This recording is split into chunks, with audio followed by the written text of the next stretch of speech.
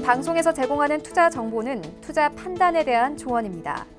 방송에서 제공하는 주식의 가치, 가격 상승 및 가격 하락에 대해서는 방송사에서 보장하지 않습니다. 시청자 여러분 안녕하십니까. 오늘장 내일장 2부 출발하도록 하겠습니다. 2부에서는 이제 종목 이야기 자세히 나눠보도록 하겠습니다. 궁금하신 종목 상담까지 함께 이어갈 텐데요. 하단에 번호 나가고 있습니다. 100원의 정보 이용료 부과되는 샵 0082번을 통해서 궁금하신 종목이 있으신 분들은 종목명, 매수 가격, 그리고 매수 비중을 적어서 보내주시길 바랍니다. 두 분의 전문가와 함께 잠시 뒤에 이야기 나눠보도록 하고요. 저희 서울경제TV는 유튜브 채널을 통해서도 실시간으로 함께 하실 수가 있습니다. 유튜브 검색창에 서울경제TV 하단과 같이 검색어를 입력하시면 다양한 다시 보기 채널들이 열리고요. 제일 상단에 실시간 스트리밍 채널이 열립니다. 클릭해서 들어오시면 TV 채널과 동일하게 시청을 하실 수가 있고 또 하단에 댓글창을 통해서 여러 가지 의견 그리고 종목 상담까지 함께 해주실 수가 있으니까요. 유튜브 채널도 많이 이용해 주시길 바랍니다. 이 시각 시황 변동 상황 짚어보도록 하겠습니다. 코스피가 약세 전환됐습니다. 지금 그 사이에 10포인트가 빠졌는데요. 2190포인트대까지 밀려 내려왔습니다. 5포인트 상승해서 5포인트 하락으로 지금 밀려 내려온 상황입니다. 하루간의 흐름 정리하도록 하죠. 자, 보시면 2214 장중 고점 찍고 조금씩 빠지면서 결국에는 하락 전환이 현재 돼 있는 상황인데 자, 그렇다면 수급 주체 만나보도록 하죠. 여전히 기관이 삽니다. 1297억 원. 근데 기관의 매수 물량도 좀 줄어들었습니다. 연기금이 지금 매도로 전환이 된 상태인데 연기금 261억 원 좀 강하게 30분 만에 매도로 전환됐고요. 300억 원 정도로 지금 그 사이에 팔고 있는 겁니다. 투신 683억 원 매도고 금융투자 쪽에서만 3천억 원 순매수합니다. 개인도 196억 원 하락 전환하면서 매수세로 돌아왔고요. 외국인의 매도가 1629억 원입니다. 이번엔 코스닥 시장입니다. 747.99 일단은 코스닥은 750포인트대까지는 올라가지 못하고 740포인트 후반대에서 지속적으로 움직임 가져갑니다. 하루간의 흐름 정리해보도록 하죠. 741부터 748까지 쭉 올라왔습니다. 그리고 이 포인트대에서 지금 더 이상의 상승은 없는 상황인데 정말 다르죠. 코스피와 코스닥. 수급 주체도 다릅니다. 자, 보시면 코스닥 수급 주체 외국인이 오히려 사주는데 무려 1675억 원 사주고요. 기관도 285억 원 순매수인데 기관의 매수 물량 더 늘어났습니다. 금융투자 26억 원, 투신 15억 원, 연계금 114억 원 매수합니다. 그리고 개인이 1834억 원이나 순매도 포지션 잡고 있습니다. 원달러 환율의 흐름 짚어보도록 하죠. 원달러 환율은 1125원 50전에 거래되면서 지금 강세로 전환이 됐습니다. 80전 올라가고 있는 상황입니다. 금일 본 방송에서 제공해드리는 정보는 투자 판단에 대한 조언일 뿐입니다. 해당 주식의 가치와 수익률 보장해드리지 않는다는 점 참고해 주시길 바랍니다. 마감 전략 짚어봅니다. KTB투자증권 여의도 지점의 이성훈 과장 연결돼 있습니다. 과장님 안녕하세요. 네, 안녕하십니까. 오늘 시장 상황, 코스피, 코스닥 워낙에 다르게 움직이고 있는 상황인데요. 점검 한번 해주시고요. 마감 전략 함께 짚어주시죠. 네, 우선 지금 오늘 현재 시장 분위기는 나쁘다라고 볼 수는 없겠지만은 우선 중소형 쪽 중심으로 외국인 기관의 어떤 매수세가 좀 몰리는 과정이 좀 눈에 띈다라고 좀 볼 수 있겠고요. 그렇기 때문에 제약 바이오 업종을 중심으로 상승세가 크게 나오기 때문에 이 코스닥 시장이 거래소보다는 강한 게 받지 않나 이렇게 좀 판단이 되고 있습니다. 우선 시장 같은 경우에는 지난주 금요일날 어떤 북미 정상회담에 대한 안 좋은 얘기 나와주면서 하락했지만 그거에 대한 무마 과정이 지금 주말에 좀 진행되지 않았나 이렇게 좀 판단이 되고 있고요. 다만 이제 코스피 시장은 수급이 외국인들의 매도세가 좀 심화되면서 약간 하락 반전한 모습을 지금 보여주고 있습니다. 우선 시장을 좀 지켜가야겠지만은 우선 지금 현재 상태에서는 나쁘다고는 볼 수는 없지만은 크게 좀 상승 여력을 가고 갈 만한 어떤 모멘텀 아직 시장에서 없지 않나 이렇게 판단이 되고 있고요. 제가 봤을 때는 이제 현대그룹주들 지난주 발표한 5개년 성장 계획에 대해서 좀 헤지펀드 엘리엇이 실망감 표현했던 부분에 있어서 이 현대차 그룹주의 약세를 보여주고 있는데 이 부분이 지금 시장의 상승세를 좀 제한하고 있다라고 좀 생각이 되고 있고요. 또 KB금융 같은 이 금융업 중에 외국인들이 매도세를 이제 금융업종 중심으로 하고 있는데 뭐 이거에 대해서 좀 신저가를 기록하는 모습을 보여주면서 금융업종들도 시장의 상승세를 제한하는 모습이 나타나주고 있다. 지금 판단이 되고 있습니다. 우선은 오늘 뭐 줄기세포 관련주죠. 뭐 첨단 재생의료 및 첨단 바이오 의약품에 관한 법이 국회 통과 가능성이 높아지면서 이 제약바이오 업종 중심으로 상승세가 나와주고 있다라고 좀 판단이 되고 있고요. 우선 지금 미세먼지 관련주로 반도체 중심으로 상승세가 나와주면서 특이한 그 어떤 특징주 부분이 중소형주로 몰리고 있다 이렇게 좀 정리할 수 있습니다. 자, 그렇다면 남은 시간 얼마 되지 않는데 이 시간 동안에 좀 관심 갖고 지켜볼 만한 종목 보이십니까? 예, 지금 현재 갔을 때는 이제 좀 중소형 저평가주로 좀 관심을 보고 있는데, 네. 그래서 말씀드릴 종목은 이제 KTNG를 좀 말씀을 드리도록 하겠습니다. 그래서 KTNG는 다 아시다시피, 우선 저 담배에 관한 그런 종목이라고 좀 볼 수 있겠는데, 우선 4분기 때에 대한 실적에 대한 기대감이 좀 컸지만, 우선 뭐 중동 쪽에서의 실적에 대한 해외 수주가 좀 떨어지면서 주가가 크게 상승세를 좀 보이지 못했습니다. 뭐 아시다시피 지금 현재 이 담배 관련 업종들, 그러니까 우리나라뿐만 아니라 전 세계 담배 업종들에 대한 상승세가 대부분 좀 크게 나와주고 있는데, 뭐 하지만은 지금 현재 뭐 KTNG 같은 경우에는 올 초에 뭐 주가에 대한 상승률이 제한됐다라고 좀 말씀을 드릴 수 있겠고요. 뭐 그렇기 때문에 이제 KTNG에 대한 어떤 글로벌적으로 봤을 때도 저평가 구간에 분명히 들어와 있다라고 지금 판단이 되고 있고, 박스권을 탈피하면서 추세적 상승세를 갈 가능성이 좀 높지 않나 이렇게 좀 판단이 됩니다. 우선 작년 4분기 영업이익이 한 2,720억으로 전년 동기 대비 22% 늘어난 부분이 있지만 뭐 컨센서스 대비해서 좀 떨어지는 부분인데, 뭐 말씀드렸듯이 이 중동 쪽 그 해외 수주보다도 이 국내 전자담배 매출액이 증가하면서 이 부분을 덮었다라고 판단이 되고 있고요. 뭐 올해 같은 경우는 핵심 사업이 회복 기조를 보이는 걸 본다고 한다면, 올해는 지난 3년간 볼 수 없었던 이 성장세가 눈에 띄게 나타날 거라고 판단이 되고 있습니다. 뭐 그렇기 때문에 KTNG를 지금 현재 구간에서도 매수해도 괜찮지 않을까 지금 생각이 되고 있고요. 매수가는 10만 7천 원, 목표가는 12만 원, 손절가는 9만 원 말씀드립니다. KTNG에 대해서 관심 갖고 지켜보자라고 짚어주셨습니다. 오늘 말씀은 여기까지 듣겠습니다. 고맙습니다. 네, 감사합니다. 네, KTB 투자증권 여의도 지점의 이성훈 과장과 함께했습니다.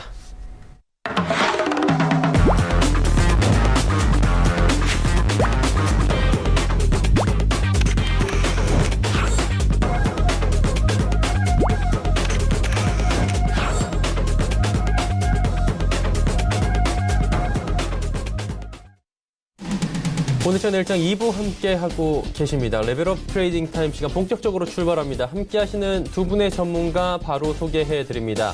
벤자민 투자연구소의 신일섭 소장, AR 인베스트먼트의 오현진 팀장과 함께합니다. 어서 오세요.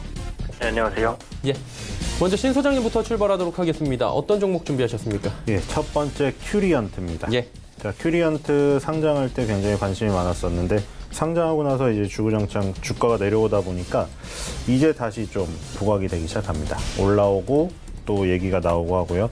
결핵, 아토피 치료제 등을 만들고 있고요. 아토피성 피부염 치료제 Q301이라고 이름 붙여진 지금 신약 후보 물질이 미국 임상 2비상의 첫 환자 투약을 시작했다고 합니다. 작년 11월 달이고요. 자, 3월 달 올해 3월 달에 제77자 미국 피부과 학회에서 이 Q301 임상 2비상 전에 이 A상에 대한 결과 발표가 예정되어 있습니다.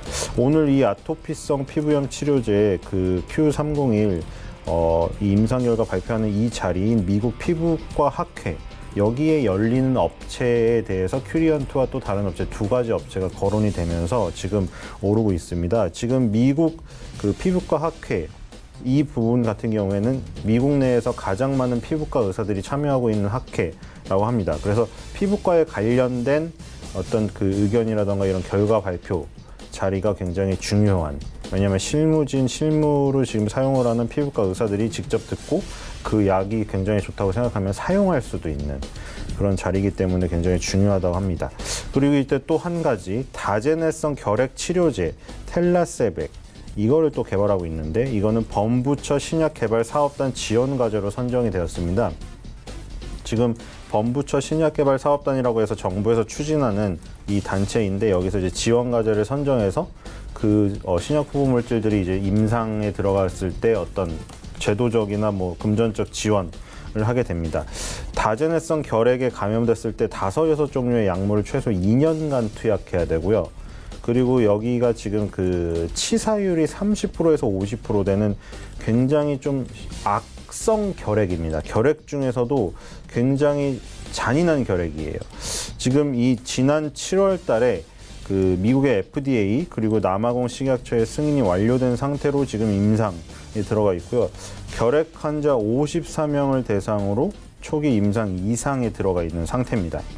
자, 모두 임상 뭐 EA, B 뭐 임상 이상 이 정도 이제 상황에 지금 그 들어가고 있는데 임상 1상 그리고 전에 전임상 동물을 대상으로 하는 전임상부터 시작해서 굉장히 많은 단계가 진행됐지만 앞으로 또 많은 단계가 남았습니다. 그래서 이제 큐리언트의 목표는 다른 그 바이오 벤처사들하고 비슷합니다. 여기서 굉장히 유의한 결과들을 내놔서 이제 다국적 제약사라던가 굉장히 자금력이 있는 대형 그 바이오 회사에 이 기술을 수출하는 거예요. 그래서 이 기술력의 어떤 근거를 보여주기 위해서 임상에서 유의미한 결과들을 도출해내기 위해 계속 이런 정부의 지원을 받는다거나 아니면 이제 상장을 해서 이 상장 자금, 공모 자금을 가지고 열심히 지금 실험을 하고 있는 겁니다. 큐리언트에서 굉장히 그런 그 어떤 큐리언트의 신약 후보 물질에 대해서 좋은 반응이 시장에서 나온다고 하면 기술 수출이 이루어지는 그 과정들이 이제 발표가 되면서 주가에 굉장히 그 기폭제, 상승의 기폭제가 될 거라고 생각이 됩니다. 큐리언트가 지금 뭐 63,300원이라는 가격을 16년도 6월 달에 찍은 이후에 계속 이 미끄럼틀을 타듯이 내려오고 있는데 지금 20개월 선을 처음으로 위로 올라서서 지금 갭상승으로 지금 출발하고 있죠. 이번에 3월 달에. 자, 이 모습이 굉장히 이제 짧은 이동 평균선의 역사를 갖고 있지만 20개월 선을 어쨌든 돌파했다는 게 유의미한 그 해석을 할 수가 있게 만들어요. 왜냐면 2018년도부터 2018년 1월 달에 잠깐 종가로 올라갔었던 적이 있었지만 그 뒤에 보면 종가로 20개월 선을 돌파하는 거가 죄다 실패하는 모습들을 계속 보실 수가 있을 거예요. 이게 이번 연도 2월 달까지도 그렇죠? 정말 지겨울 정도로 거머리처럼 달라붙어서 두들기려고 하고 있지만 한 번도 뚫어내지를 못했어요. 여기에 마치 뭐 안 보이는 액체 그물망이 쳐 있는 듯한 너무나 답답한 모습. 근데 이제 3월 달에 지금 올라왔기 때문에 뭐 거래일 수는 얼마 되지 않았지만 올라가서 시작을 하고 있어서 지금 긍정적인 어떤 변화를 지금 바라볼 수가 있을 것 같습니다. 한번 이 부분이 무너지지 않고 여기서 그 지지가 되는지 확인해 보면서 보실 필요가 있을 것 같고요. 손절가 25,000원, 목표가 30,000원입니다. 두 번째 종목은 IT센입니다.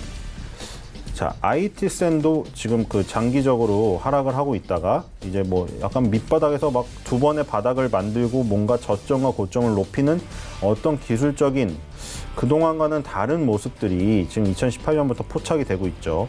자, 지금 이 자회사 CQ센이 있는데요.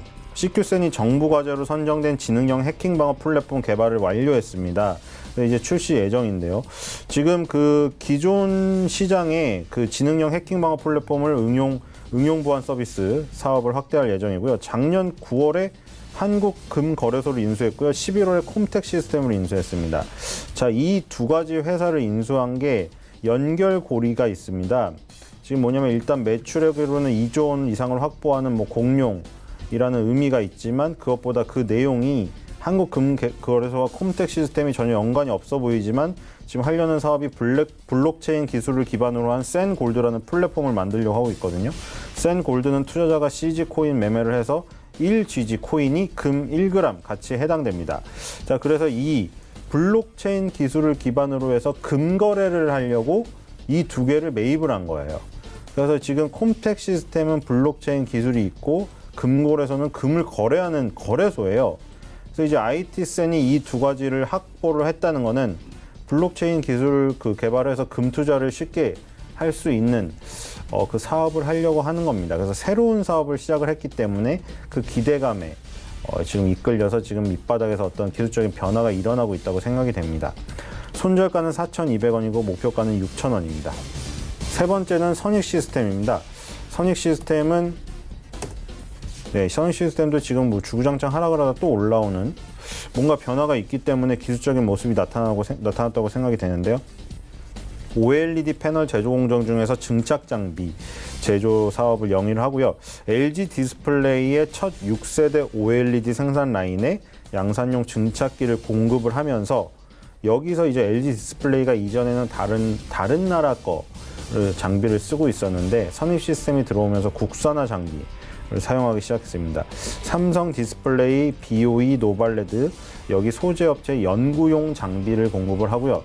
연구용 장비는 소모성입니다. 연구를 하다가 이제 버려야 되기 때문에 계속 소모성 장비를 납품을 하기 때문에 계속해서 그 실적이 뭐 반도체 장비, LED 장비 이쪽 그 쓰는 회사들이 계속 사용을 하게 되면 계속 매출이 발생하게 되는 시스템입니다.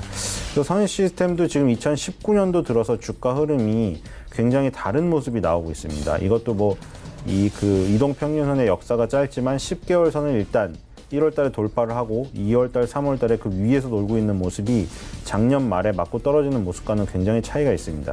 지금 한 단계씩 올라오고 있거든요. 2018년에는 계속 5개월 선. 이거는 뭐 맞춘 듯이 5개월 선을 한 번도 뚫은 적이 없죠. 지금 계속 2018년 1월 달, 2월 달, 3, 4, 5, 6, 7, 8, 9, 10, 11. 보시면 거의 5개월 선에 맞닿는 가격을 계속 그 기록을 하면서도 맞고 떨어지고 계속 그러다가 2019년도에 그냥 한 번에 지금 뚫어버렸어요. 한 번에 뚫어버린 다음에 지금 위에서 놀고 있으니까 이제 완전 반전이 이루어졌죠. 흔히들 말하는 뭐 지금 이동평균선의 전환들이 이루어지고 있기 때문에 주목할 필요가 있습니다. 여기서 이제 봉이 더 올라가게 되면 이동평균선은 자연스럽게 따라오고 뭐 골든크로스는 이런 것들 다 자연스럽게 나타나게 되기 때문에 기술적으로 주목할 필요가 있고요. 손절가 10,000원, 목표가 15,000원입니다. 네 번째 종목은 앱클론입니다. 자, 앱클론은 이거는 떨어졌다고 볼 수는 없고 일단 상장한 뒤에 한번 급등이 일어나고 나서 어느 정도 선에서 계속 유지가 되고 있는 지금 상황입니다. 뭔가 이슈, 소식을 기다리고 있는 듯한 모습이죠.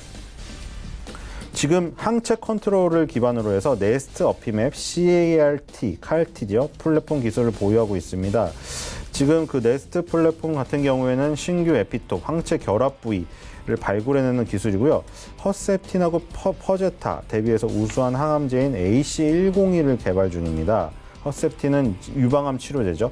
AC101이 위암, 유방암 질환의 그 단백질 HER2 이거를 표적으로 항체 치료하는 치료제고요.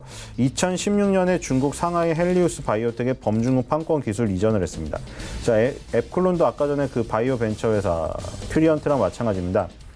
유의미한 결과를 도출해서 그 기술력의 어떤 파이프라인의 가능성을 보여준다고 하면 다국적 제약사 혹은 뭐 중국 제약사, 바이오사들이 그 판권, 기술 뭐 이런 것들을 사갑니다. 사간 다음에 이제 앱클론 같은 회사한테 돈을 주죠.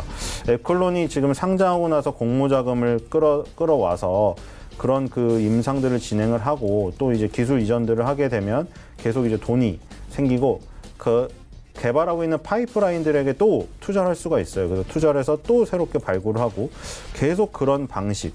그리고 이제 그런 것들에서 이제 결과가 빨리빨리 나온다고 하면 기술적으로도 거기에 걸맞는 모습이 나오게 됩니다.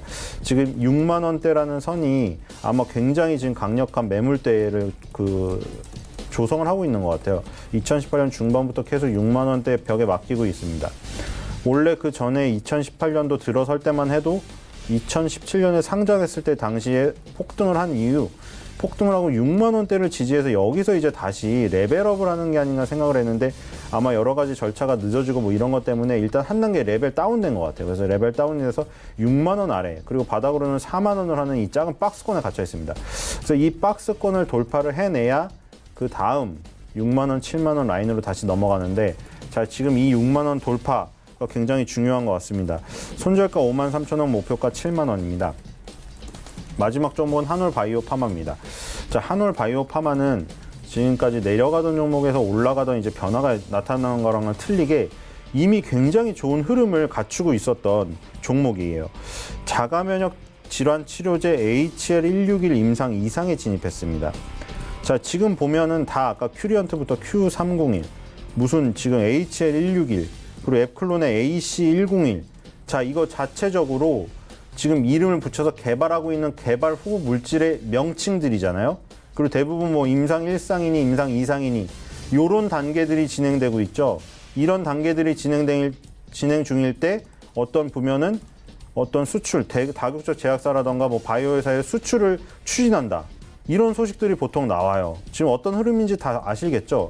그러니까 보통 이제 전임상, 임상 1상 단계는 지나고 이제 임상 2상에서 임상 뭐 A, B로 또 나눠지기도 하는데 임상 1상에서 어떤 결과가 나왔는데 거기에서 조금 안정성이 확보된 수준의 용량 그거를 가지고 이제 환자 수를 늘려서 좀 더 자세히 그리고 특정한 환자들을 뭐 특정하는 그런 단계들을 거치는 게 2상 정도인데 2상에서 이제 조금 1상보다 더 확실한 결과 요거를 가지고 뭐 학회에서 발표를 한다던가 아니면 논문을 뭐 내 가지고 이제 뭐 다국적 제약사라던가 바이오사에 어필을 하는 그 단계 이 비슷한 흐름들이 지금 전부 우리나라의 바이오 회사들이 진행되고 있는 것들을 다른 여러 분야에서 목격을 하실 거예요. 그럼 지금 한올 바이오 파마도 마찬가지죠. 지금 동종 계열 최고 수준의 그 부분을 획득할 가능성이 높아진다고 합니다. 임상 2상 결과로. 그래서 지금 안구 건조증 치료제는 또 HL036이에요. 이게 나중에 이제 완성되고 만약에 자기가 신약을 내놓는다고 하면은 신약 네이밍이 들어가겠죠. 근데 지금 신약이 개발되기 전이기 때문에 이런 명칭들이 나오고 있는 건데 1분기에 미국 임상 3상에 진입할 예상입니다. 이거는. 그래서 HL161 아까 전에 자가 면역 질환 치료제죠. 이거는 자가 항체와 관련해서 다양한 자가 면역 질환 치료제로 개발될 가능성이 큽니다. 그래서 한올 바이오 파마도 지금 2상, 3상 이런 거 진입하고 있는데 이런 결과들을 보여주게 되면 또 기술 수출 큰 건 하나 터뜨릴 수 있습니다. 그래서 이런 것들이 많이 진행될수록 그리고 다국적 제약사 바이오 회사들에게 인정을 받는 소식이 많이 나오면 나올수록 주가는 화답을 하게 됩니다. 한올 바이오 파마는 지금 가장 그런 부분이 빠르다고 시장이 평가를 했는지 2018년 1월 달에 기록한 지금 신고가에 다가섰습니다. 자, 여기서 조금만 더 강력한 소식이 하나 나와준다고 하면은 18년도 1월 달에 가격을 지금 돌파해서 4만 원대를 지금 진입을 할 수가 있는데 지금 거기서 지금 39,850원, 39,900원 마디지수대인 4만 원을 눈앞에 두고 거기서 주저하는 것 같아요. 지금 44,850원이라는 전고점에 대한 매물 부담 플러스 4만 원이라는 마디지수대의 부담 그런 부분들을 지금 돌파를 하면 지금 더 큰 흐름으로 나갈 수가 있거든요. 지금 굉장히 힘이 강력해요. 그래서 어느 때보다 가능성이 큽니다. 밑에서 이미 기술적인 모습은 완성돼서 만들어서 올라왔고요. 그래서 지금 기대해 볼만 합니다. 그래서 저 부분을 돌파한다고 하면 앞자리가 5자로 바뀔 수도 있지 않을까 그런 생각이 듭니다. 손절가 37,000원, 목표가 5만 원입니다. 한올 바이오 파마까지 이야기를 나눠봤고요. 이제 오현진 팀장 연결해서 이야기 나눠보도록 하겠습니다. 어떤 종목 준비하셨습니까? 네, 첫 번째로는 이제 대형주 중에서 네이버를 말씀드리도록 하겠습니다. 우선 네이버 같은 경우 이제 네이버 페이의 영향력이 계속해서 확대되는 모습들 나타나고 있죠. 가입자 2,500만 명 이상 그리고 온라인 가맹점 26만 개를 현재 네이버 페이가 확보하고 있으니까 지금도 영향력은 굉장히 크다라고 볼 수 있을 것 같은데 상반기 내에 이제 간편 결제 플랫폼에 월 50만 원 내외 후불 결제 기능이 추가가 됩니다. 이것은 간편 결제 신용카드 기능을 도입한다라는 것으로 이제 보시면 될 것 같거든요. 그래서 페이에 대한 영향력이 이전보다는 훨씬 더 크게 확대된다라고 보시면 될 것 같고요. 앞으로 이제 항공권이라든지 여행 상품 이런 거는 기존의 페이로는 결제가 안 됐는데 앞으로는 간편 결제로 이제 거래가 될 것으로 보여져요. 그래서 이런 부분에 대한 기대감도 외형 성장을 불러올 수 있다라고 보고 있고요. 올해 같은 경우는 이제 광고 부문의 매출 회복이 기대가 됩니다. 모바일 광고가 증가하고 있고 또 현재 그 라인, 자회사 라인 같은 경우 세계적으로 7억 명의 가입자를 보유하고 있죠. 그래서 라인의 수익 개선도 역시 가능할 것으로 보여지고 있고요.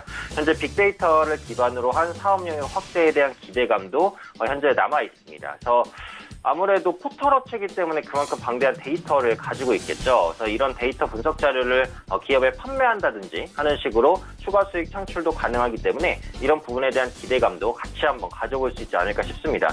최근에 이제 포털업체가 확실히 좀 강한 모습이에요. 네이버, 카카오 오늘 전체적으로 반등을 하고 있는데 아직은 상승폭이 훨씬 더 크다라고 생각을 합니다. 충분히 추가적인 성장 동력이 있을 수 있고 네이버는 기관의 수급 들어오고 있기 때문에 이 부분 역시도 좋은 점수를 줄 수 있지 않을까 판단을 하고 있습니다. 그래서 현재 위치에서 매수 가능하다고 봅니다. 그러면 종가 부근에서 매수하시게 된다면요. 목표가는 14만 5천 원, 손절가는 13만 원 정도 잡아보시면 좋을 것 같습니다. 두 번째 종목은 삼천당 제약 보도록 하겠습니다. 삼천당 제약은 이제 말 그대로 이제 제약이 들어가 있기 때문에 제약주다 이렇게 볼 수도 있는데 그 안과용 치료제를 전문적으로 생산하는 기업이라고 보시면 될 것 같고요. 그 중에서도 그 무채열 혈당 측정기 시장 진출에 대한 기대감이 가장 높은 기업이다라고 보시면 되겠습니다. 현재 삼천당 제약의 협력사인 디오스파마가 그 대만 업체와 위탁 생산 계약을 체결을 했는데요. 삼천당 제약은 이제 비안과 사업에 대한 육성을 위해서 그 의료기기 부분에 지속적으로 투자를 좀 해왔고요. 벤처기업인 디오스파마를 발굴을 했습니다. 그래서 그 무채열 혈당 측정기 부분의 국내 독점 판매권을 좀 가지고 있고요. 해외 매출 이 공유 권리도 보유를 하고 있어요. 그래서 무채열 혈당 측정기 시장 성장 수혜를 그대로 받을 수 있다라고 보시면 되겠고, 올해 하반기에 유럽 임상 이후에 좀 판매가 본격화할 것으로 봅니다. 한국 같은 경우에는 내년에 허가가 추진이 되고요. 글로벌 혈당 측정기 시장 규모가 내년에 한 16조 원 수준으로 성장 속도도 상당히 빠른 편이다 이렇게 판단을 하고 있고요. 국내 저만질 시장 점유율도 확대될 것으로 봅니다. 현재 안구 건조증 시장 전체 점유율 22%로 1위를 좀 차지하고 있는 모습이고, 인구 고령화 그리고 PC라든지 스마트폰 사용 인구가 증가하면서 안구 건조증 환자가 증가하고 있기 때문에 이런 부분 역시도 전체적인 모멘텀이 될 수 있을 것으로 좀 판단되고 있습니다. 지금 기술적으로 보면은 일단 9월 말에 기록했던 전고점을 뚫었어요. 그래서 뚫었기 때문에 저항 부담은 조금 줄어들었고, 최근에 윗꼬리가 좀 달리고 있지만 그렇다고 주가가 밀리냐 그런 모습은 아닙니다. 외국인 수급이 좋고 최근 들어서는 기관 수급까지 가세를 하고 있기 때문에 단기적으로 많이 올랐음에도 불구하고 추가 상승 여력은 충분히 있는 기업이라고 생각을 합니다. 그래서 금일 종가 부근에서 매수하게 된다면 목표가는 55,000원, 손절가는 5만 원 정도 잡아보시면 좋을 것 같습니다. 세 번째 종목은 그 삼성전기입니다. 삼성전자의 이제 플래그십 스마트폰이죠. 갤럭시 S10 같은 경우 그 초음파 지문 인식 그리고 배터리 공유를 비롯해서 그 새로운 기술을 도입하면서 양호한 판매량을 보이지 않을까 판단하고 있습니다. 또 후면에 그 트리플 카메라 그리고 전면에 듀얼 카메라를 도입하면서 총 5개의 카메라가 탑재가 됐고요. 갤럭시 폴드에는 무려 6개의 카메라가 탑재된 것으로 알려지고 있죠. 그러다 보니까 그 삼성전기의 카메라 모듈 사업부에 대한 수익 개선 기대감은 충분히 가질 수 있겠다라고 판단을 하고 있고요. 올해 삼성에서 출시될 이제 보급형 스마트폰에도 아마 멀티 카메라가 채용이 될 겁니다. 그래서 그런 부분들이 수익 개선에 긍정적이다라고 판단을 하고 있고요. 최근에는 그 MLCC 업황 둔화 우려감 때문에 주가가 조금 밀렸었는데 실제로 그 MLCC 업황은 올해 초에 정점을 찍은 것으로 판단되긴 합니다. 하지만 그 앞으로 수주 환경이 뭐 그렇게까지 크게 안 좋아질 것으로 생각되지는 않아요. 특히 중국의 수요가 좀 살아나고 있고 전장용을 비롯한 고부가 MLCC 제품군에 대한 투자 성과가 하반기에 어느 정도 가셔야될 것이다라고 판단을 한다면 현재 위치는 매력적인 가격이 있다라고 생각을 합니다. 다만 이제 최근에 IT 대형주가 조정받으면서 삼성전기에도 같이 기관과 외국인의 수급이 빠졌는데, IT 대형주 그러니까 삼성전자나 SK하이닉스 같은 반도체주와는 다르게 이 부품주 같은 경우에는 반등할 수 있는 모멘텀이 차별적으로 있다라고 보고 있어요. 그래서 삼성전자와는 약간 다른 흐름을 보일 수 있다. 반등 충분히 가능할 수 있다라고 생각하고 있고요. 금일 종가에서 매수하시게 된다면 목표가는 12만 원, 손절가는 10만 원 정도 중기적인 관점으로 바라보시면 좋을 것 같습니다. 네 번째 종목 보겠습니다. 메지온입니다. 중소형 제약바이오주의 분위기가 최근 들어서는 좀 좋죠. 긍정적으로 바뀌는 모습이고, 올해 같은 경우 제약주가 전체적으로 그 실적 기저효과, 4분기 실적이 워낙에 안 좋았어요. 그러니까 1분기 실적이 조금만 좋아져도 상당히 좋아지는 효과가 있다고 보여지고 있고, R&D에 대한 기대감도 같이 좀 반영될 수 있다라고 보고 있고요. 메지온도 주목할 만한 바이오주라고 생각을 합니다. 일단 유데나필에 대한 권리를 보유하고 있죠. 이게 이제 그 심장 수술 치료, 그 폰탄 수술 치료 용도로 개발이 되고 있고, 임상 3상이 현재 종료가 된 상태입니다. 그래서 임상 3상에 진입하거나 아니면 3상이 종료됐다. 이런 모멘텀은 바이오주 주가에 항상 최대 모멘텀으로 작용을 했죠. 그래서 그런 관점에서 관심 있게 보시면 좋을 것 같고요. 이 임상 데이터 공개는 2분기로 예상이 되는데 현재 그 효능을 충분히 인정받고 있다라고 판단을 하고 있기 때문에 미국 식품의약국이죠. 그 FDA 승인도 가능하지 않을까라는 생각입니다. 그래서 아마 좀 빠르다면 내년부터 미국 시장 진출도 가능할 수 있다고 보거든요. 그래서 기대감이 좀 유지가 된다라고 보고 있기 때문에 주가 역시도 추가 상승 가능성이 있다라고 봅니다. 신고가 종목이기 때문에 이제 매물대는 거의 없다라고 보여지지만 역시 신고가 종목이기 때문에 차익 실현이 나오면은 좀 빠르게 밀릴 수도 있거든요. 그래서 손절가를 조금 타이트하게 잡으시는 게 좋을 것 같아요. 그래서 오늘 종가 부근에 공략을 하신다면 목표가는 13만 원, 손절가는 11만 5천 원 정도로 약간 타이트한 전략 짜고 보시면은 괜찮을 것 같습니다. 마지막 종목 보겠습니다. 한샘입니다. 국내 가구업체는 현재 여건은 좋지는 않아요. 왜냐하면 주택시장 자체가 좀 침체가 되어 있으니까요. 그래서 큰 악재를 안고 있는 것은 맞습니다. 그래서 당분간 개선되기 조금 어려울 수도 있기는 한데 그런 어려움을 이제 극복하는 부분이 리모델링 시장이거든요. 그래서 아파트 건축 기술이 발전하면서 그 재건축 시점은 미뤄지죠. 그래서 몇백만 원 혹은 크게는 몇천만 원으로 새 집처럼 꾸밀 수 있는 리모델링이 요즘 들어서 인기를 끌고 있다고 보시면 되겠죠. 그래서 현재 건축 20년 이상인 주택은 800만 원 수준입니다. 인구 고령화로 노후 아파트에 대한 매매 빈도가 좀 줄어들고 있다는 부분도 리모델링 시장의 성장 요인 중에 하나가 된다라고 보시면 되겠고요. 한샘 같은 경우 지금 리모델링 패키지 사업에 좀 주력을 하고 있어요. 이게 그 노후주택을 대상으로 해서 가구만 공급하는 게 아니라 건자재라든지 가구라든지 생활용품까지 함께 판매하면서 외형 성장을 좀 꾀하고 있고요. 작년 4분기에는 리모델링 패키지 판매 건수가 전분기 대비해서 50% 증가했습니다. 최근 들어서는 연 700조 규모 이상의 세계 최대 가구 시장인 중국까지도 진출하고 있는 모습 보이거든요. 그래서 중국 가구 업체와 협업 가능성도 있기 때문에 이런 부분 생각해 보신다면 현재 위치에서 지금까지 보여준 대로 우상향 기조를 이어갈 수 있지 않을까 판단하고 있습니다. 매수가는 금일 종가에서 가능하다고 보겠고요. 목표가는 이전 다음 매물대가 될 수 있는 가격 10만 원, 손절가는 9만 원 정도 잡아보도록 하겠습니다. 네, 5종목씩 두 분의 전문가와 함께 10종목 들어봤습니다. 이제 단기 접근 종목들에 대한 이야기 나눠보도록 하겠습니다. 신 소장님, 오로라 말씀을 해주셨어요. 지난주에 여러 가지 이유를 말씀해 주셨는데 결과는 어땠습니까? 네, 오로라 나쁘지 않은 것 같습니다. 예. 지금 10,000원대를 유지를 하고 있고요. 자, 유효화 친구들이 이미 세계 199개에서 그 지금 넷플릭스를 통해서 성출이 되고 있기 때문에 전 세계 아이들이 굉장히 좋아하니까 당연히 이제 수익을 얻을 수 있는 완구 사업으로 이어진다. 오늘 오로라가 핑크퐁 관련해서 완구를 만들고 인형을 만들기 때문에 관련주로 얽혀서 괜히 좀 급등락이 일어난 부분이 있는데 지금 보니까 취하했다는 소식도 있고 아니면은 3천만 원을 남겨놨다. 근데 솔직히 3천만 원은 너무 작은 것 같아요. 그쵸?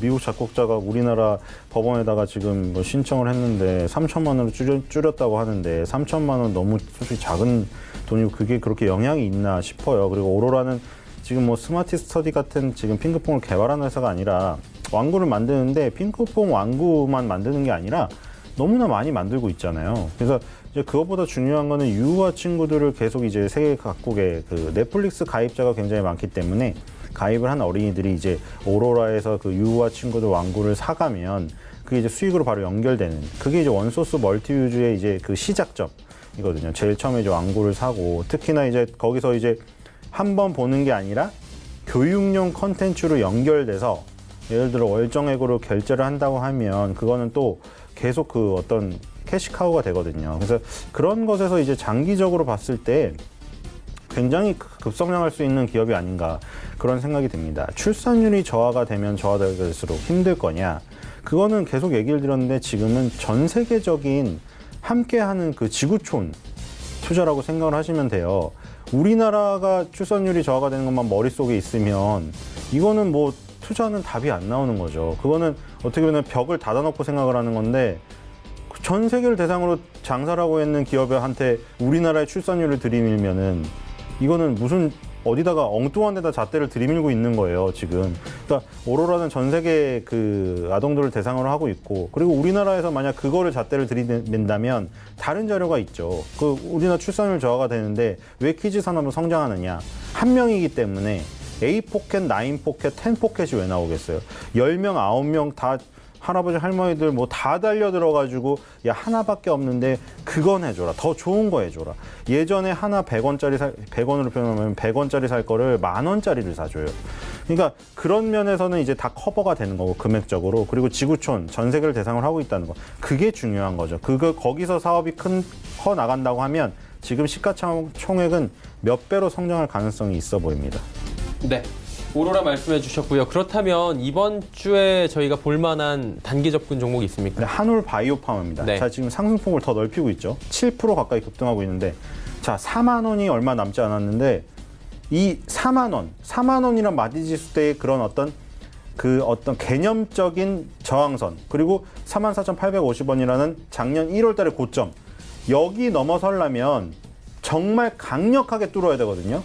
그러니까 강력한 상승이 나온다는 건데 여기서 급등이 나올 수도 있을 것 같아요, 지금. 그래서 왜냐하면 밑에서 모습이 완전 힘을 다 모아서 만들어 놨거든요. 상승 N자, 쌍바닥을 만들어서 고점 돌파를 나선다. 이 모습이 지금 굉장히 강력하고 4만 원을 돌파하는 순간은 굉장히 강력하게 돌파를 할 거예요. 그래서 이번 주에 아마 뜨거운 모습이 나올 가능성이 있다. 물론 주저앉아서 다시 시작해야 될 수도 있어요. 근데 지금 이게 이번 달에 갭 상승으로 시작해서 이 정도로 지금 도약을 한다는 거는 한번 크게 도전을 한다는 거거든요. 그래서 만약 넘어선다면 굉장히 강력한 시세가 나오기 때문에 단기 접근주로 한번 눈여겨보셔야 될 것 같습니다. 한올 바이오파마 이야기 들어봤습니다. 자, 이제 오현진 팀장 연결합니다. 한화케미컬 말씀해 주셨는데 최근의 흐름 괜찮았죠? 네, 한화케미컬 역시 뭐 나쁘진 않은 흐름이었던 것 같습니다. 일단 기관과 외국인의 수급이 빠져나간 흐름은 아니었기 때문에 뭐 현재 위치에서는 우상향에 대한 가능성은 계속해서 열어둘 수 있다 이렇게 판단을 하고 있고요. 그러니까 기술적으로는 2월 20일에 나타났던 장대 양봉을 훼손하지 않는 게 중요한데 훼손하지 않았어요. 고점도 붕괴시키지 않았기 때문에 충분히 보유 가능한 구간이라고 생각을 합니다. 말씀드렸던 모멘텀은 이제 올해 태양광 산업의 개선 기대감이죠. 중국 쪽에서도 보조금 축소 정책을 종료할 가능성이 좀 있어졌다라고 판단을 하고 있기 때문에 태양광 업황이 살아날 수 있다라고 보고, 사실 지금 태양광 업황은 거의 최악입니다. 더 나빠지기가 어려워요. 폴리실리콘 가격도 그 BEP를 크게 하향될 정도로 많이 빠져 있는 상황이기 때문에 지금 위치에서는 어찌됐든 간에 태양광 업황이 개선되면 개선됐지 더 나쁜 쪽으로 가지는 않을 것 같아요. 그래서 화학 업황 같은 경우에도 올해 역시 중국의 소비 증가에 따라서 개선될 가능성이 높기 때문에 이런 부분들 전반적으로 고려를 한다면 역시 우상향 추세 이어갈 수 있다라고 봅니다. 이전에 그 목표가 26,000원, 손절가 22,000원 드렸었어요. 그래서 현재 주가 23,600원이니까 아직은 시세가 뭐 그렇게 크게 나지는 않았거든요. 26,000원까지 충분히 갈 수 있다라고 생각하니까 보유하고 계신 분들은 그대로 보유하시면서 26,000원 목표가 노리시면 좋을 것 같습니다. 네. 자, 그렇다면 이번 주에는 저희가 어떤 종목을 좀 볼까요? 네, 그래서 이번 주는 섬천강 제약을 좀 말씀을 드리겠습니다. 일단 앞서 잠깐 언급드린 대로 9월 달에 있었던 고점을 뚫었습니다. 매물대 돌파 관점으로 접근을 해보자라는 관점이고 기관과 외국인의 수급 견조하게 좀 유입되는 모습들 나타나고 있고요. 오늘 이제 상승 이후에 약간 눌리고 있는데 이제 눌리고 있기 때문에 오히려 뭐 매수하기는 더 좋은 위치라고 생각을 하고 있어요. 현재 위치에서 재반등 가능성 충분히 높다라고 생각을 하고 있습니다. 아까 말씀드린 대로 이제 목표가는 55,000원, 손절가 5만원입니다. 현재가라든지 아니면 오늘 종가 부분에서 분할 가능하니까 이 부분까지 같이 체크해 보시면 될 것 같습니다. 네, 삼천당 제약에 대한 이야기 남겨주셨습니다. 월요일 시장 특징주 이제 바로 살펴보도록 하겠습니다. 신일섭 소장은 오늘 시장에 어떤 종목이 좀 특징적으로 보이십니까? 네, 한국 패키지를 선택했습니다. 네. 자, 제가 삼양 패키징이라는 종목을 몇 번 소개시켜드렸는데 비슷한 그 사업을 한다고 생각하시면 됩니다. 패키징 사업을 하는 거죠. 우리가 음료라던가 과자 뭐 이런 과일류 포장할 때. 근데 뭐 요즘에 보도가 많이 되고 있잖아요. 대형마트를 가면은 여기가 과연 플라스틱 전시장인지 뭐 물건을 파는 곳인지 모르겠다. 이런 기사도 지금 나오고 있는데 사실 플라스틱 그 용기가 편하잖아요. 그래서 편리해서 굉장히 많이 쓰고 있는데 뭐 스타벅스에서는 이제 그 플라스틱 빨대를 종이 빨대로 바꾼다는 얘기도 있고, 한국 패키지가 지금 뭐 카톤팩이라고 종이 용기를 개발을 했다. 뭐 이런 그 소식에 우리나라에서 이제 플라스틱 쓰레기가 너무나 많이 나오기 때문에 그런 부분이 부각이 된 것 같아요. 그래서 한국 패키지 같은 이런 그 종이 용기를 만드는 기술력 갖고 있는 업체들은 앞으로 더 각광받을 게 지금 확실하죠. 왜냐하면 정부에서도 지금 플라스틱 쓰레기를 완전 엄청 줄이려는 지금 어떤 제도적인 부분을 건드린다던가 아니면 캠페인을 강력하게 하고 있기 때문에 이게 몇 년 뒤면은 굉장히 자리 잡을 거예요. 지금은 다들 어색하고 플라스틱 뭐 빨대 왜 테이크아웃 안 하면 플라스틱 용기 안 줘서 무거운 머그컵 써야 되고 뭐 아르바이트도 설거지하기 힘들다. 처음에는 물론 그런 얘기가 나오겠지만 몇 년 뒤는 아마 자리를 잡을 거예요. 그래서 자리 잡는 과정에서 이런 종이 용기 만드는 개발했던 회사들 같은 경우는 수익을 많이 얻어갈 수 있는 어떤 환경이 조성될 것 같습니다. 그래서 오늘 특징주의지만 한국 패키지의 기술력을 믿는다면 앞으로 좀 주목을 해봐도 되지 않을까 그런 생각이 듭니다. 한국 패키지 오늘 뭐 급등하고 있고 장중에 상한가도 진입을 했었는데 이야기를 해주셨고요. 오현진 팀장께서는 시장에 어떤 종목이 특징적으로 보이십니까? 네, 오늘은 사실상 이제 뭐 대부분의 종목군들이 그러니까 경약주를 제외하고는 좀 좋은 모습을 보여주고 있습니다. 특히 중소형주의 강세가 눈에 띄는데 그 중에서도 이제 그 적강공사의 반등도 좀 눈에 띄거든요. 그래서 TA항공을 한번 선정해봤습니다. 현재도 7% 강세를 보여주고 있는데요. 일단 오늘 나온 이슈를 보면은 그 신규 노선 취향에 따른 외형 성장 기대감이 좀 부각이 되고 있죠. 그래서 대구와 제주에서 각각 일본으로 향하는 신규 노선이 취항을 했습니다. 이로써 그 TA항공의 일본 노선이 모두 10개 도시, 23개의 정기 노선을 운영하게 됐다라고 보시면 될 것 같아요. 최근 들어서 이제 해외여행 계속해서 증가를 하고 겨울철이 지나고 있기 때문에 해외여행의 성수기로 좀 진입하고 있다라고 보시면 될 것 같거든요. 그래서 또 요즘 들어서 그 대체율이 많아지고 또 4월 11일도 또 임시공휴일로 지정된다라는 소식까지 도 같이 좀 있는 상황이기 때문에 이런 부분들이 해외여행에 대한 수요를 좀 촉진시킬 수 있을 것으로 좀 판단을 하고 있습니다. 특히 일본 같은 경우에는 거리가 가깝기 때문에 국내에서 가장 많이 찾는 여행지 중에 하나라고 보시면 될 것 같아요. 신규 노선 취향 효과는 직접적으로 받을 수 있을 것이다라는 생각을 가지고 있고요.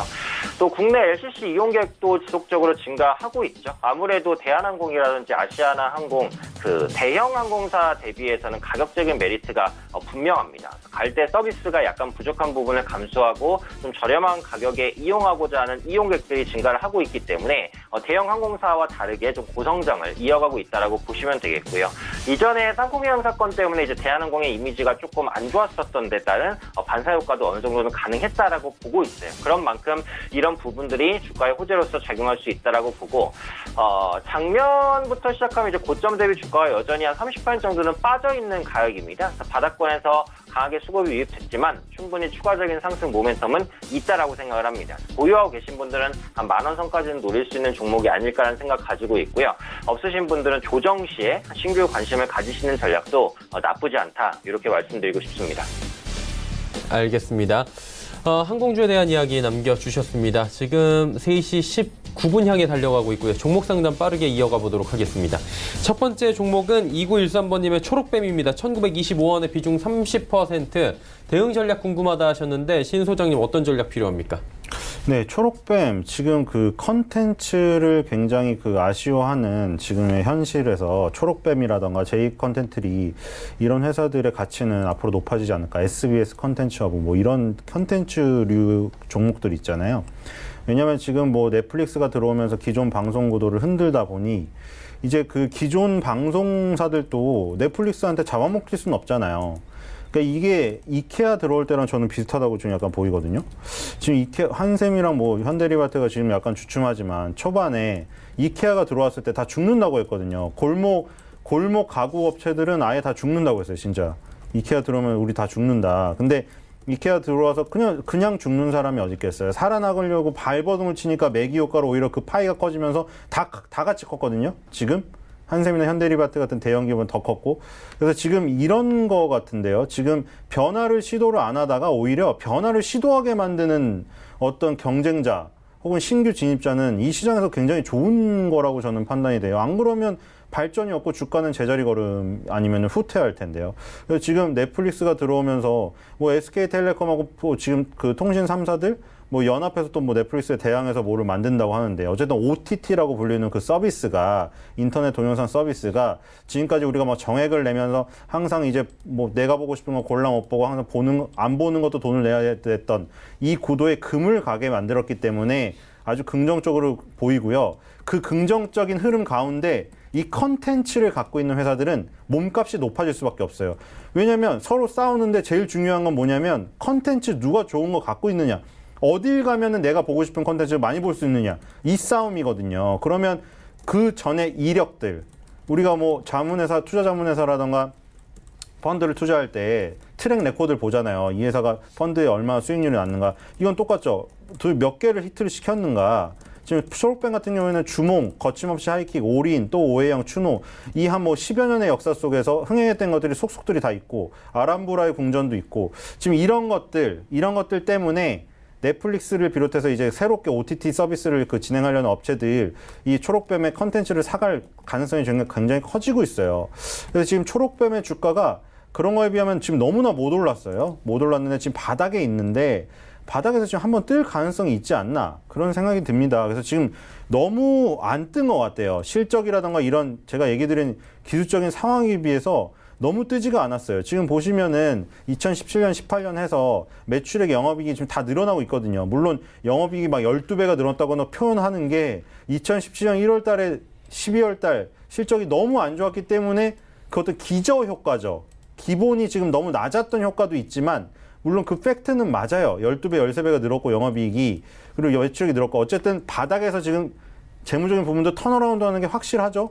재무적인 부분이 턴어라운드 하면서 기술적인 부분도 지금 바닥을 높이면서 뭐 상승 N자 뭐 이런 걸 만들면서 모양을 만들어 나가고 있어요. 그래서 2015년, 16년 이런 모습도 한번 기대해 볼 만하지 않나. 그래서 좀 낮은 위치에 있고 이제 막 턴어라운드 하고 시장 상황이 좋아지는데 약간 몸값이 높아질 수 있는 스타일 이런 거 좋아하시는 분들은 초록뱀이 좋을 것 같고요. 1925원이니까 얼마 지금 차이가 안 나니까 지금 좀 더 기다리면서 약간 좀 더 큰 시세를 바라보면서 약간 보유를 해 나가면 좋을 것 같습니다.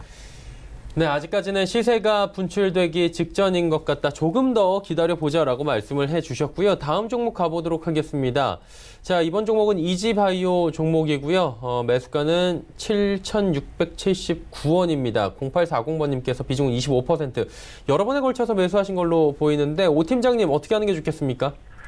네, 일단 현재 시점에서는 이제 제약, 바이오 뭐 이런 이름이 종목명에 붙어 있으면은 굳이 매도할 필요는 없다라고 생각을 합니다. 제약 바이오주의 분위기가 어쨌든 점진적으로 개선되는 흐름이고 물론 이지바이오 같은 경우에는 뭐 동물약품이라든지 뭐 기능성 식품 제조 판매를 하고 있기 때문에 사실 뭐 완전하게 제약 바이오주다 이렇게 분류하기는 조금 애매하긴 해요. 하지만 영위하고 있는 사업과 앞으로 발전할 사업 분야, 생명공학 사업의 투자 이런 부분을 생각해 보면 충분히 제약 바이오주로 분류돼서 움직일 수 있을 것으로 봅니다. 그런 만큼 현재 위치에서는 보유를 해보시는 게 조금 더 낫지 않을까 싶고 실적 같은 경우에는 동반되기가 좀 쉽지는 않은 여건이긴 해요. 근데 지금 뭐 제약바이오주는 대부분 마찬가지입니다. 뭐 상장 폐지라든지 이런 위험성만 제거가 된다면 실적 좀 부진해도 분위기에 딸려서 올라갈 수 있는 부분들이 있다라고 보고 이지바이오 같은 경우 그렇게 많이 올라오지도 못했어요. 그래서 저점 대비해서 상승폭이 크지 않았기 때문에 저가 매수가 유입될 가능성도 충분히 남아있는 그런 종목 중에 하나가 아닐까 이렇게 판단을 하고 있습니다.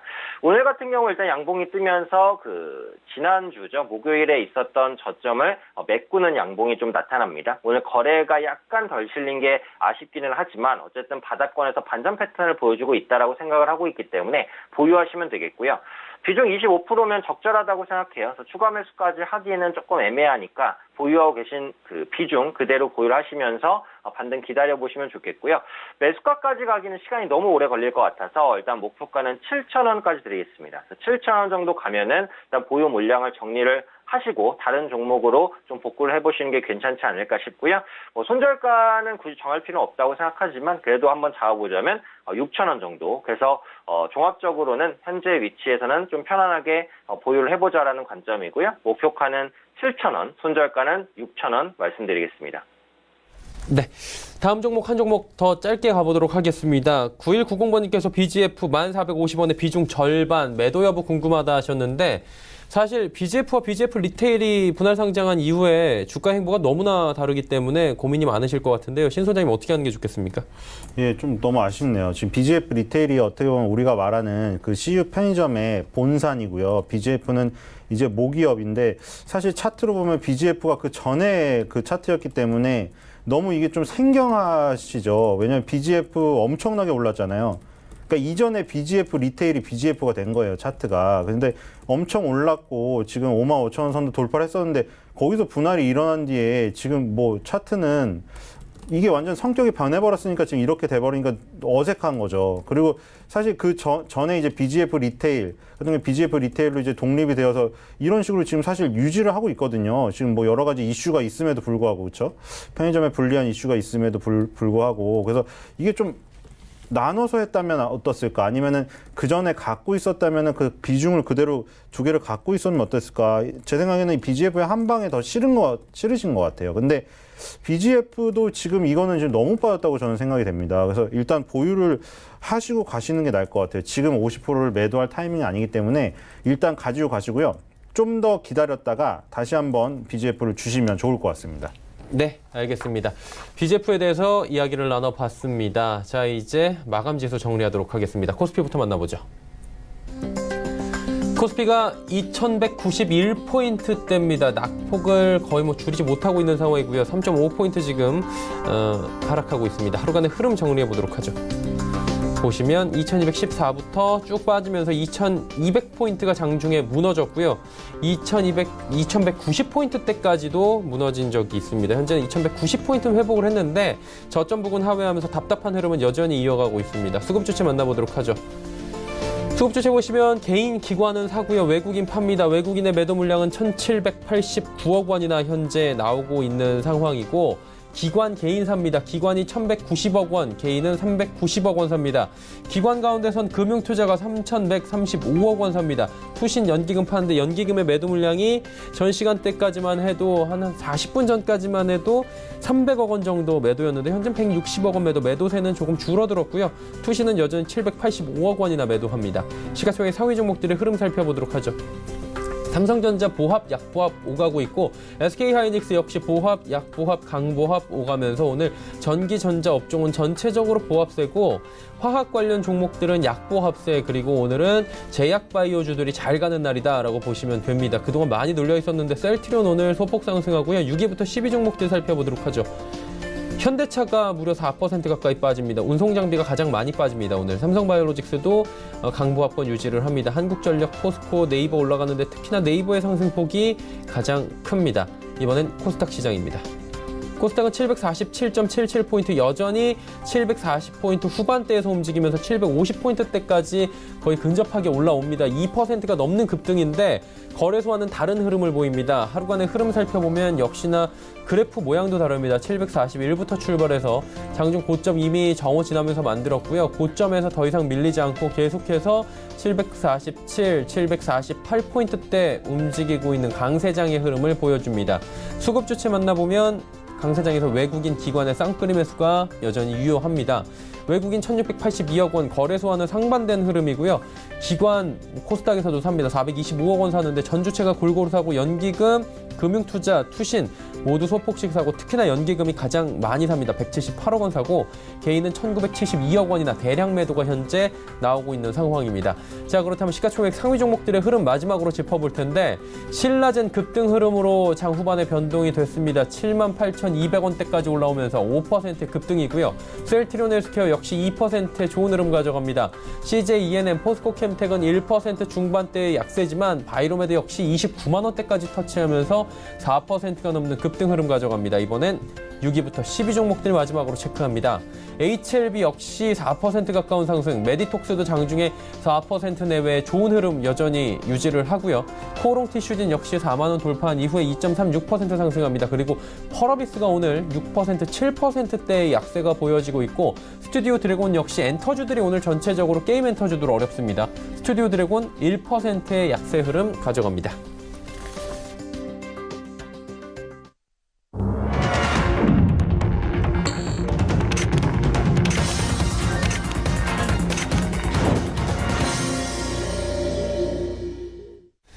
자, 월요일장이 모두 마감이 됐습니다. 일단은 뭐 양시장 정말 다른 흐름을 보여주고 있고요. 섹터별로 순환매가 돌아오는데 제약바이오 업종들이 지금 오늘 선방하면서 코스닥이 특히나 많은 상승을 이뤄낸 월요일장입니다. 일단 뭐 시장에 대한 이야기 좀 더 나눠보도록 하겠습니다. 신 소장님 어떻게 보셨습니까? 예, 국영재로 대표되던 이제 자동차 업종이 한번 치고 올랐으나 역시 그 예전에 연봉을 오래 기간을 보여드린 대로 굉장히 이제 힘든 과정에 지나가야 되죠. 그리고 이제 바이오주들 같은 경우는 워낙에 계속 뜨겁고 상승세잖아요. 대세 상승세. 그렇기 때문에 조금 조정을 받더라도 또 오르죠. 오늘처럼 엄청 활발해요. 그렇죠?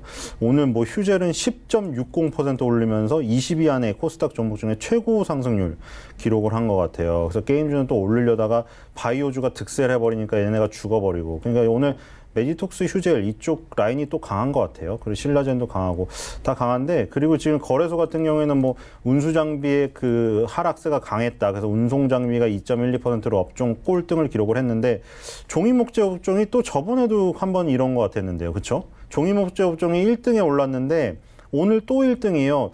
자, 이거 종이 목재 업종이 옛날에 정말 재미없고 시장 방어 업종이었는데 요즘에 좀 재미있는 업종으로 떠오르는 것 같아요. 그때랑 또 틀린 게, 그때 1위를 차지했는 날하고 또 틀린 게 오늘은 종목이 또 다 달라요. 그때랑은 또. 지금 이제 계속 이런 식으로 움직이고 있다. 지금 오늘 상승 하락 그 상승률 상위를 보면은 거래소 같은 경우에 모나리자 그 3위에 올랐거든요. 이게 황사 마스크 관련 주고 KC 코트렐 4위. 이거는 매연 저감 장치 만드는 회사. 코스닥의 1위는 웰크론 26.62%. 웰크론은 또 이제 그 극세사 청소포도 만들고 마스크도 만드는 회사들이에요. 그리고 한국 패키지는 아까 말한 대로 또 환경 관련, 쓰레기 관련해서 종이 캔 만드는 회사고. 근데 여기 보면은 오른 것 중에 모나리자가 지금 1등을 차지했고, 한창제지도 또 올라 있고, 뭐 한국제지, 신대양제지 이런 거는 기본적으로 중국이 이제 어쨌든 폐지 그 수입을 막아서 폐지 가격이 급락을 해서 제지업종들은 좋다. 이 기본적인 바탕 아래 이슈들이 다 들어가 있는 거예요. 뭐 국일제지는 수소차 관련 필터로 묶였고, 한창제지는 환경 관련주로 묶였고, 모나리자는 오늘 또 지금 황사 관련주, 미세먼지 관련주로 묶였고. 자, 그러니까 이게 뭐냐면 종이 목재 업종이 재밌어졌어요. 기본적으로 수익이 나는 구조로 전환이 된 데다가 각각의 회사들마다 어떤 테마로 얽힐 만한 이슈들이 다 얽혀 있어요. 그러니까 지금 계속 재밌는, 옛날에 정말 재미가 없었던 업종이 재미가 있는 업종으로 변신되고 있다. 그리고 근거가 있고 좋아하는 사람들이 좋아하는 테마도 엮일 가능성이 지금 너무나 많으니까 굉장히 이제 거래소 주가가 지수가 내려간다고 한들 개인 투자자들은 오히려 더 재미가 있어졌다 지금. 왜냐하면 코스닥의 바이오가 오르고 거래소 지수는 떨어졌지만 거래소에서 거래할 수 있는 이런 관련주들이 종이 목재 업종에서 나오니까 좀 재밌는 장세가 아닌가 그런 생각이 듭니다. 네, 알겠습니다. 시장에 대한 이야기 짚어주셨고요. 오현진 팀장도 만나봅니다. 어떻게 보셨습니까, 월요일 시장? 네, 일단은 뭐 지난주에 있었던 그 북미 정상회담에 대한 쇼크가 조금은 진정되는 그런 하루였다 이런 생각입니다. 주말에 나온 이슈를 보면 이제 뭐 중미 정상회담이 완전히 끝난 게 아니라 앞으로의 합의 과정을 위한 힘겨루기다 뭐 이런 이슈들이 나왔기 때문에 경협주도 일단은 하락 폭을 조금이나마 이제 줄이려는 시도들도 이번 주 내로는 나올 것으로 좀 판단을 하고 있고요. 특징적으로는 코스피보다 코스닥이 훨씬 좋았죠. 그래서 시장을 못 믿겠다라는 추세가 좀 강하다 보니까 상대적으로 개별 이슈에 민감한 중소형주가 좀 강세를 보였다라고 생각을 합니다. 아무래도 이번 주는 시장에 대한 영향을 좀 덜 받는 중소형 테마주들의 강세가 지속될 가능성이 높기 때문에 이 부분에 포커스를 맞춰야 될 것 같고요. 역시 제약바이오주는 가장 최선으로 봐야 되는 섹터다라고 생각을 합니다. 일단 4분기 실적이 워낙에 안 좋았기 때문에 1분기 실적에 대한 기저효과가 있고요. 제약바이오사들의 R&D 성과가 아마 올해부터 본격화될 것으로 보여져요. 그렇다면 지금까지 실적이 좋지 않았었던 제약주들이 실적 개선에 대한 기대감을 조금씩이나마 부각시킬 수 있다 이런 생각이고, 정부도 지금 바이오 산업을 적극적으로 육성하겠다라고 밝혔기 때문에 제약바이오주 적극적으로 보셔야 되는 위치다 이렇게 이제 판단을 하고 있고요. 기술적으로는 이제 저점에 있는 종목군들을 보는 게 좋겠죠. 그래서 대형 제약사 중에는 지금 셀트리온 삼형제가 좀 많이 빠져 있다라고 보기 때문에 가장 관심 있게 보시면 좋을 것 같고요. 시장 전체적으로는 조금 경계감을 가지셔야 될 것 같아요. 오늘 어쨌든 코스피 시장에서는 외국인 수급이 빠져나간 모습은 확인이 됐습니다. 그래서 이번 주에 코스피가 전고점에 대한 압박을 계속해서 받아나갈 가능성이 높기 때문에 종목은 부분 좀 압축하시고 중소형 테마주 위주로 그중에서도 제약바이오주 위주로 좀 종목을 세팅하시는 전략이 좀 필요하지 않을까 말씀드리고 싶습니다. 네, 알겠습니다. 월요일 시장에 대한 이야기 두 분과 함께 나눠봤습니다. 긴 시간 함께한 두 분은 이쯤에서 보내드리도록 하겠습니다. 벤자민 투자연구소의 신일섭 소장, AR 인베스트먼트의 오현진 팀장이었습니다. 고맙습니다. 감사합니다. 예, 시장 정리합니다. 코스피부터 만나보도록 하죠. 코스피는 0.22% 결국에 하락 마감을 했지만 2190선은 지켰습니다. 2190.66포인트 거래 마감했고요. 코스닥 살펴봅니다. 코스닥은 무려 2.3%나 급등하면서 748.07포인트에 거래 마감했습니다. 원달러 환율 종일 움직임이 별로 없었는데 마찬가지입니다. 20전 올라갔습니다. 1124원 90전에 장을 마쳤습니다. 자, 월요일 시장의 이슈 짚어드리는 시간입니다. 김동섭의 마켓뷰 출발합니다.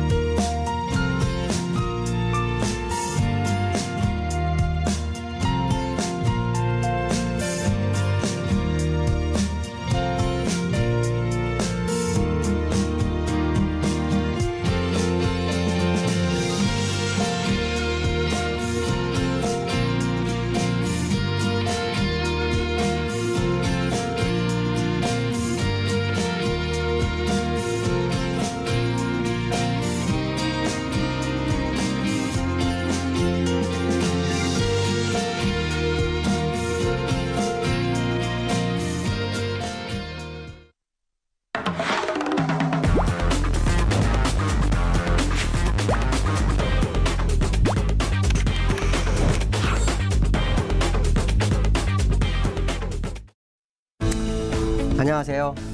김동섭입니다. 한 주가 시작이 됐는데 이 한 주가 사실 3월의 첫 거래일이나 마찬가지인 모습이죠. 첫 거래일 날 미국의 영향을 받아서 상승 출발했고 장중 한때 2216포인트까지 올랐다가 마이너스로 끝나는 모습이 나옵니다. 오늘의 특징은 거래소와 코스닥이 다른 모습. 거래소는 밀려서 끝나고 코스닥은 급등해서 끝나는 모습인데 코스닥이 거래소보다 훨씬 나을 수 있다는 것을 제가 한번 말씀을 드렸었는데요. 그건 기술적으로 하락 추세선까지 코스닥은 아직 가지 못했습니다. 그래서 이 부분이 시장에서 반영되고 있는 것이 아니냐라는 부분을 해석해 볼 수 있고요. 오늘 국내 시장의 특징을 보시면 외인이 시장을 또 한 번 흔들었다. 뭐 이렇게 해석할 수 있을 것 같습니다. 왜냐하면 거래소에서 1230억 정도 매도를 했고요. 선물은 소폭 매수를 했는데 주가가 빠지기 시작했던 시점에서까지는 그러니까 상승해서 빠지기 시작하는 그 시점까지는 사실은 외국인들이 거래소하고 선물을 전부 올 매수였습니다. 그런데 결국 매도로 돌변하면서 주가의 상승폭을 시장에 반납해주고 끝나는 모습이고요. 또 비차익에서도 제가 오기 전까지만 해도 거의 500억 정도 매수였는데 지금은 220억 매수로 마감하는 모습이죠. 재미난 것은 기관이 순매수로는 700억인데요. 프로그램에서는 차익에서 280억을 매도합니다. 이 얘기는 무슨 말이냐면 기관도 시장에 대한 불안감이 있다라 해석을 해야 되겠죠. 이러한 이유는 아마 중국과 연결된 것 같은데 어쨌든 상당한 시간 동안 시장을 괴롭힐 수 있는 이슈가 시장에는 존재한다 이런 생각을 해봐야 될 것 같습니다. 글로벌 이슈에 대해서 보도록 하죠. 미국 시장 볼까요? 미국 시장이 지난주 금요일 날 상승을 했어요. 제가 얼마 전에 그 얘기를 했을 것 같아요. 기억하시는지 모르겠는데 중국과 미국하고 우리나라는 디커플링이 걸릴 거다. 근데 진짜 디커플링이 걸리고 있죠. 미국은 무역협상에 대한 기대감으로 끌어올리고 있고 중국도 역시 무역협상에 대한 플러스 알파 MSCI 요게 핵심 키포인트거든요. 그래서 미국 시장 같은 경우에는 무역협상에 대한 이슈가 지난주 금요일날 또 나왔어요. 정말 사골 우리듯이 계속 그 재료 하나 가지고 우리는 그런 상황인데요. 미국이 지난주 금요일날 그 ISM 제조업 지수가 56에서 54로 밀렸죠. 그래서 경기에 대한 불안감이 확산됐지만 중국과의 무역 협상에 대한 최종 합의안, 특히 트럼프 대통령과 시진핑이 정상회담 할 때 서명할 수 있을 정도의 합의안이 뭐 도출되고 있다. 뭐 이런 식의 뉴스가 지표 약재를 이겨내는 모습이 나왔다라는 것이 시장의 핵심이다라고 말씀드릴 수 있는데요. 기술적으로 보면 제가 지난번에 아마 이 얘기를 했습니다. 이 비석형 확대해서 볼까요? 비석형 캔들이 나오면 최소한 4일에서 5거래일 정도는 싸움을 합니다라고 했어요. 그러니까 5거래일까지 지난주 금요일까지 싸웠으니까 이제 오늘부터 이제 봐야 되겠죠. 왜냐하면 과거의 사례로 비석형이 나오면 5거래일 정도의 싸움을 보이고 시장은 밑으로 스트레이트로 빠지는 경우가 상당히 많았습니다. 특히 중국과 무역 협상에 대한 이슈가 시장에 거의 마무리 국면에 가는 상황이라면 뉴스에 팔아라 하는 이슈가 시장에 적용될 수도 있죠. 만약에 이 비석형이 가짜라면 적어도 오늘이나 내일 정도에 양봉을 하나 세워서요. 이 비석형을 가름할 수 있는 캔들이 나와야 합니다. 만약 그러한 캔들이 시장에서 못 나온다면 이 비석형 캔들이 하락을 알려준 시그널로 해석해도 맞을 수 있다라는 생각을 해봐야 되는데요. 1차적으로 올라오고 있는 이 21선, 21선이죠. 21선 값이 25,600 정도 됩니다. 그러니까 이 지점에서의 지지력 테스트가 성공하는지가 시장의 관전 포인트가 될 것 같다라는 거고요. 과거의 사례 모델로 음운을 뚫고 가게 되면 음운 중간 정도 조정을 주고 다시 가던가 아니면 음운 끄트머리까지 와서 조정을 주던가 둘 중에 하나가 있었는데 첫 번째는 지나가기 때문에 두 번째 가능성도 열려 있는 거 아시니까 이런 생각을 해봐야 될 것 같습니다. 특히 미국 시장을 강력하게 끌어올릴 만한 재료는 부재하죠. 왜냐하면 중과 무협상에 대한 것은 악재를 해소하는 과정이지 추세를 끌고 가는 재료는 아닐 거다라는 해석을 한 번쯤 해봐야 될 것 같습니다. 자, 두 번째 이슈는요. 중국에 대한 얘기를 좀 해볼까 합니다. 중국이요. 아시겠지만 상당히 강세입니다. 3월 들어서도 벌써 1% 오르는 모습이죠. 장대 양봉 후에 또 양봉이 나오는데 이거의 핵심 키포인트는 앞에서 잠깐 말씀드렸는데 MSCI 신흥국 지수에 대한 확대가 5%에서 20% 정도 늘어납니다. 그럼 우리나라 시장에서 뭐 5조 정도 얘기를 하는데 문제는 뭐냐면 이 5조가 중요한 게 아니죠. 왜냐하면 심리적 게임이죠. 시장은 심리적 게임입니다. 특히 글로벌 시장의 가장 핵심적인 수급은 외국인인데 이 외국인들이 기존의 투자처를 떠난다? 그럼 기존의 투자처 나라들은 상당히 좀 피곤해지는 거죠. 특히 우리나라처럼 외국인에 의해서 시장 방향성이 자주재는 나라는 상당히 좀 어렵다는 거예요. 특히 이 신흥국 지수 편입이 5월, 8월 두 번에 나눠서 이루어진다라는 얘기가 있죠. 자, 그 얘기는 8월까지는 외국인에 의해서 시장이 상당히 좀 흔들릴 수 있겠다라는 생각을 해봐야 될 것 같고요.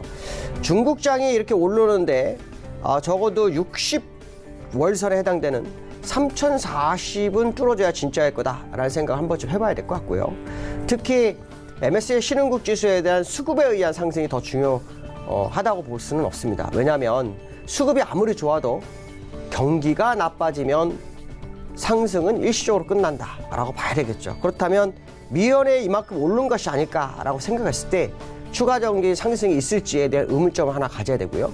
그 상승을 위해서 시장이 중국의 경기가 좋아지는 모습이 나와야 되는데 실제로 중국은 경기 침체 쪽으로 방향을 틀고 있다라는 이슈가 시장에 화두를 이루고 있는 상황이라면 MSCI 신흥국 지수 편입에 의한 수급의 논리가 정말 중국장을 대시세로 끌고 갈지 여기에 대해서는 상당한 의문점을 가져보면서 접근하는 것도 나쁘지 않겠다.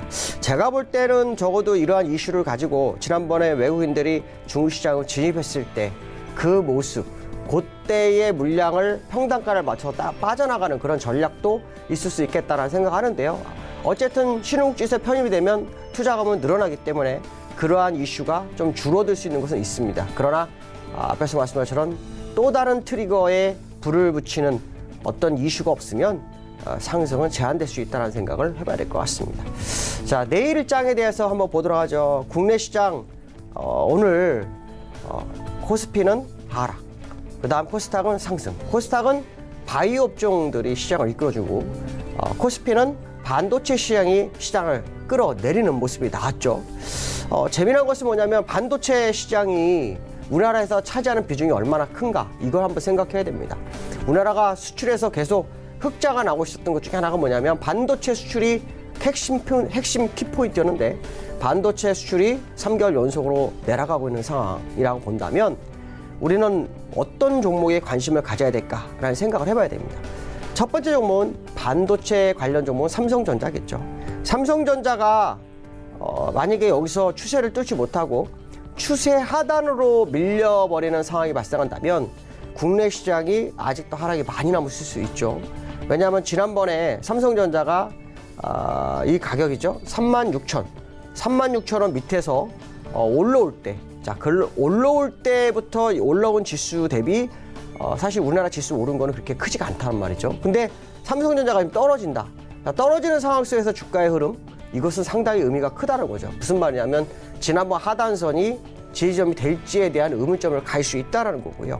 만약에 삼성전자가 여기서 37,500원 정도, 47,500원 정도를 빠르게 돌파해준다면은 국내 시장에 대한 상승을 좀 더 강하게 외칠 수 있겠지만 그렇지 못한 상태로 밀린다면 적어도 35,000원까지 또 밀릴 수 있다라는 생각을 해봐야 될 것 같습니다. 그 얘기는 앞으로 이 시장이 지난번에 말씀한 것처럼 삼성전자에 움직였듯이 또다시 삼성전자가 시장의 방향성을 만들지 않겠나라는 생각을 해봐야 될 것 같고요.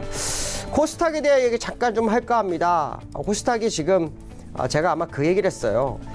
거래소 먼저 보여드리겠습니다. 거래소는 제가 차트를 보여주면서 이 주봉에서 이런 얘기를 했어요. 추세선, 하락 추세선까지 다 왔다.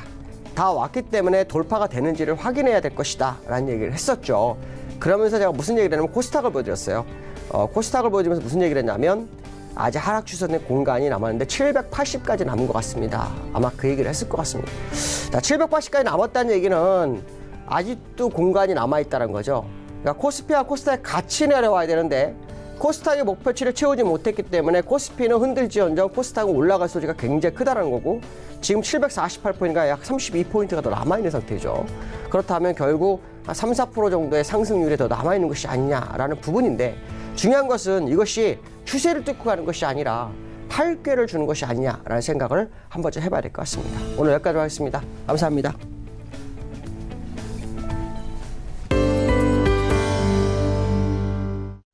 시장의 이슈에 대해서 하나하나 월요일 시장 짚어봤습니다. 금일 본 방송에서 제공해드린 정보는 투자 판단에 대한 조언이었습니다. 해당 주식의 가치와 수익률 보장해드리지 않는다는 점 참고해 주시길 바랍니다. 오늘장 내일장 저희가 준비한 소식은 여기까지입니다. 편안한 오후 시간 보내시길 바랍니다. 저희는 내일 오후 2시에 더욱 알찬 소식을 들고 찾아뵙도록 하겠습니다. 함께해 주신 여러분 고맙습니다.